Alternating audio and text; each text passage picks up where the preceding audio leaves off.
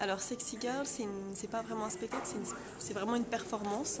Moi je suis écrivain, donc je suis partie d'un corpus de textes et surtout d'une idée où j'avais vraiment envie de parler de quelle était la condition aujourd'hui de la femme, c'est-à-dire qu'est-ce que ça voulait dire d'être une femme aujourd'hui, sans être dans un registre féministe ou propagandiste, mais vraiment de se dire c'est quoi être une femme aujourd'hui. J'avais lu dans le journal des jeunes gens qui disaient finalement les filles elles sont soit sexy girl, soit c'est des sportwear girl. Je me disais bah finalement est-ce qu'on a vraiment que ces deux options en tant que femme, et donc j'ai commencé une sorte de mini enquête avec des interviews et c'est devenu maintenant il y a une vingtaine de monologues et ces monologues sont dits par des comédiennes par téléphone parce que l'idée aussi c'était d'inverser le call center érotique et vraiment d'avoir finalement des femmes qui parlent au téléphone, mais ce qu'on entend c'est l'envers du décor, c'est pas des femmes qui sont là pour faire jouir un homme, mais tout d'un coup pour raconter un petit peu ce qui se passe dans leur vie, dans leur tête à ce moment-là.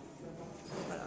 Donc c'est une histoire en fait, parce que le téléphone rose c'est vraiment d'actualité, enfin c'est vraiment quelque chose d'une histoire, quelqu'un qui est pas du tout dans un lit en train de déshabiller, mais peut-être même dans la rue, et vous le remettez en pièce, c'est un peu ce qu'on appelle le métathéâtre, le théâtre dans le théâtre. Ça peut être ça, et en même temps, bon, c'est vrai que moi, comme je me positionne pas comme metteur en scène, mais vraiment comme justement comme auteur, l'idée c'était de trouver un moyen qui puisse donner en fait une expérience personnelle au spectateur, qui le fasse réfléchir finalement sur son parcours comme auditeur, parce que finalement aujourd'hui moi je remarque que les gens ne se confient plus tellement à leurs voisins, à leurs copains, etc. Mais par contre que les forums regorgent justement de confessions extrêmement personnelles, très poussées, parfois vraiment insupportables à lire. Et c'était un peu interroger aujourd'hui l'intimité. Qu'est-ce qui est de l'ordre de l'intimité? Qu'est-ce qui est de l'ordre du supportable? Qu'est-ce qu'on est capable d'accepter alors que finalement ça se passe à côté de chez nous? Parfois, peut-être que c'est la vie de nos amis, mais on ne la connaît pas. Beaucoup de femmes deviennent escort girl, mais elles viennent de milieux très aisés, elles sont secrétaires, elles sont professeurs, même certaines. Et finalement, elles ont besoin de faire ce métier-là, parfois parce qu'elles ont besoin d'avoir de l'argent, mais aussi pour d'autres raisons. Et c'était un petit peu d'interroger cette espèce de face cachée des femmes. Alors bon, c'est les femmes, mais c'est pas... pour moi, c'est vraiment important. C'est pas féministe. C'est-à-dire que je veux pas dire c'est horrible la vie des femmes, les hommes c'est tous des méchants, etc. C'était vraiment trouver de réfléchir pourquoi il y a encore autant de tabous autour de femmes et sexualité, femmes et pouvoir. Voilà. Très bien.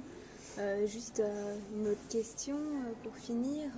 C'est vous qui avez choisi d'être dans le forum de Bonlieu? Vous vouliez pas un espace clos, vous vouliez plus un espace ouvert, ou ça a été décidé comme ça Alors, ça a été la proposition, le forum qui nous a été faite, mais c'est vrai que cette performance, elle a existé déjà une fois, et c'était dans un grand jardin, pour la journée filles-femmes dans l'espace public. Et du coup, je trouve que c'est intéressant que cette performance, justement, ne soit pas dans une salle de théâtre, que ce ne soit pas un événement théâtral. Et moi, j'aimerais bien même que cette performance, elle existe dans la rue, qu'il puisse y avoir des gens qui, tout d'un coup, passent et s'assoient et écoutent un texte de femme. Ça serait...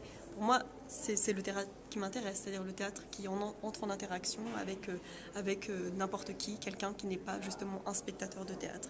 Donc du coup, le forum, je trouve que c'est pas mal. Après, il est 22h30, on verra quoi.